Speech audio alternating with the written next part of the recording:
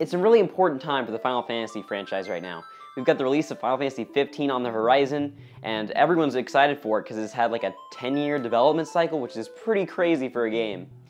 And also, we have hype for the new Final Fantasy VII Remake. So I thought I'd go back and play, one of these classic video games, Final Fantasy VII. So here's my review of it. It's good to see you guys again, and I hope you enjoy. Final Fantasy is a series that I've always appreciated, but never really played. I was always somewhat familiar with the lore of the games, as Final Fantasy is a quintessential series for gamers, with its contribution to RPGs as a whole, and all the memorable characters that this massive franchise has spawned. I'm also an avid fan of Square and Disney's action RPG collaboration, the Kingdom Hearts series, which draws a lot of inspiration and characters from Final Fantasy. At the top of this massive franchise lies Square's magnum opus, Final Fantasy VII. Very rarely is there a game held in such high regards by so many supportive fans. If you said anything bad about it, you'd have the rest of the internet on your back about how wrong you are. Kinda reminds me of another game that came out around that same time. And hey, I don't necessarily think that's a bad thing. I'm a huge fan of Ocarina of Time and regard it as one of my favorite games. Game scene is overrated, have such a strong image because, well, they earned it. However, can these kind of games stand the test of time? That's an important question we have to ask ourselves as gamers, because while games like Ocarina of Time and Final Fantasy VII were revolutionary at their time of release, as technology and game design itself improves, it becomes much easier to see flaws in some of our favorite games. And more importantly, are these games still good today? If a video game is truly good, it needs to transcend time. For example, Super Mario Bros., outdated? Yes. Good? Yes. Pac-Man? Outdated? Yes. But good? Yes. When we move into the late 90s era of video games, that line kind of blurs, as some of gaming's very best came out around this time. But are those games still good 15 to 20 years later? Well, I'm going to try to answer that question today in regards to Final Fantasy VII. Final Fantasy VII takes place on the planet Gaia. Despite the series being called Final Fantasy, Gaia feels like a more modern, almost to the point of typical science fiction setting, taking place in a world where technological development progressed at such a rate that mega corporation Shinra is now king. Their energy comes from tapping into the life stream deep within Gaia's core, which is essentially the resting place of all souls. This energy, known as Mako, is an incredibly potent energy source, but using it kills the planet. However, Shinra simply doesn't care. Enter Avalanche, an environmental terrorist organization set on freeing the world from Shinra and saving the planet in the process. You play as Cloud, a mercenary working for Avalanche alongside the leader Barrett and his childhood friend Tifa. Together you work to overthrow Shinra, but in the process you find that Shinra's experimentation on soldiers hides lots of dark secrets, specifically about their strongest soldier Sephiroth, who is sort of hell-bent on destroying Gaia and becoming God. I'm just going to leave the story at that, because honestly there are so many twists and intricacies that I'd be doing you a disservice by spoiling any more of it. Final Fantasy VII excels in terms of its story and characters. As you play the game, you learn that these characters are broken and come from deep, dark pasts. There are moments that will impact you, whether it's Cloud coming to terms with the monsters inside of him, or Barrett facing his hometown failures, to say a few.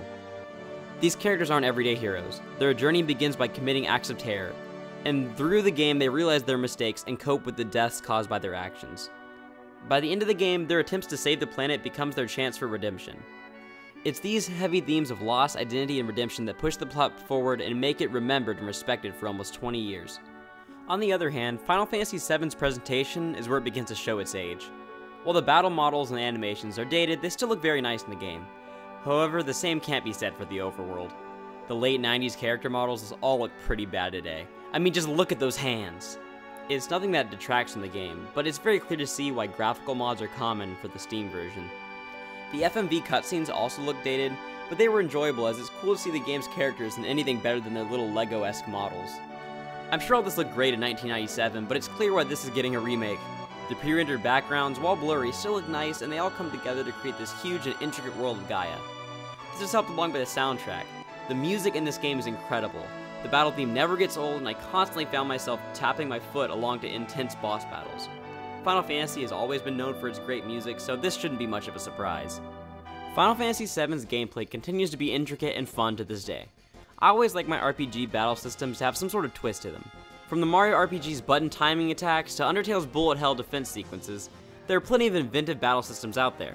And while Final Fantasy VII isn't as deep as those titles I previously mentioned, the battle timer constantly keeps you on your feet and makes sure you don't just sit back and let the game play itself.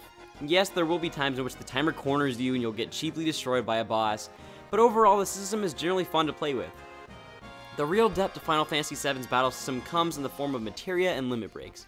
Materia are mega orbs that can be equipped to characters' weapons and armor and allow them to gain more commands, whether it be magic spells, summons, or simply new actions.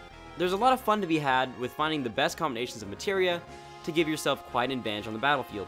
Quad summoning Bahamut Zero is always fun if you just want to take a 5-minute break from the game, mid-battle, but still utterly destroy your enemies.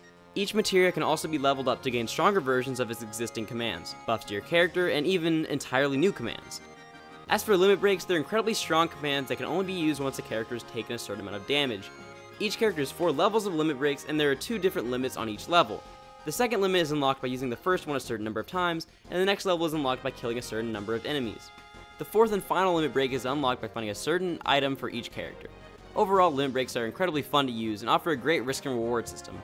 I often found myself trying to take some damage so I could dish out a limit break earlier. Since it's an RPG, you're probably wondering how much of the game is padded by grinding. While you do need to grind to master materia, there is practically no grinding need to beat individual bosses. Granted, I never ran from a single battle the entire game because I played with a mouse and keyboard and never found out what button let me escape. The only time I ever needed to grind was to level up limit breaks and to find chocobos needed to breed a gold one, to find the Knights of the Round materia, to make the end of the game a lot easier. And granted, the end of the game without that materia is pretty tough, but I think it's still possible. And while the grinding to get me better materia was kind of annoying, the payoff was worth it, as you become incredibly broken and kill late game bosses with a single summon. While the majority of your time will be spent fighting Shinra and chasing down Sephiroth in the main story, there are plenty of other things to do in the game, whether it be exploring optional dungeons, finding final limits, breeding chocobos, or going to the battle square. Warning, do not, I repeat, do not go to the battle square! I stayed up until 2 in the morning trying to win Omni Slash from the battle square and eventually ran out of GP when I was 1 battle win away from having enough to buy it. Eventually I got the Omni Slash achievement for dying against the final boss for no apparent reason, so I guess that sort of makes up for it. But the battle square is super addictive, but it's also kind of hard to win. It's not worth the anger, I promise. While there are a lot of annoying things in Final Fantasy VII, whether it being dying to tough bosses, dealing with random encounters, being frogged, or the terror that is the battle square, the game managed to hook me for 60 hours of my life, so there's definitely something to be said for that. And now we find ourselves with the question I started this video with. Is Final Fantasy VII outdated? Well, duh, look at Cloud's hands. Is it good? Of course. But is it a masterpiece? Honestly, I don't know. That's for you to decide. It definitely has its flaws, but it's also earned its rightful place on my list of favorite RPGs, and it's even spurred an interest in the series for me. It's clear to see why this game is loved by so many people, and it's definitely got me on the hype train for the remake. Honestly, a lot of the game's problems are things that are just annoying about old RPGs in general, and seeing that Square is making attempts to modernize the game with the new remake really excites me. Here's to hoping we see more of it at E3, and that it doesn't end up costing $200 after all the episodic releases. I've been Micahsoft. Thanks for watching. Hey everyone! It feels great to be making videos again. Thanks for watching this, and I've got a couple other videos I want to let you know about today. The first one is by my friend Caspersaurus, and it's about his fears for the new Final Fantasy VII Remake. I thought it'd be a good way to transition from the end of my video. If you guys want to go watch that, go ahead. Just a little disclaimer though, his videos aren't as family friendly as mine are, but it's still great content nonetheless. And then the other thing I was going to say was, you could also go watch an old classic Micahsoft video. I don't know what I'll link there, but, you know, the good stuff, the good old days. And then, in the future, I've got some cool announcements coming up. I'm not going to talk about them yet, because some things need to be finalized still, but I hope you guys will stay tuned for that.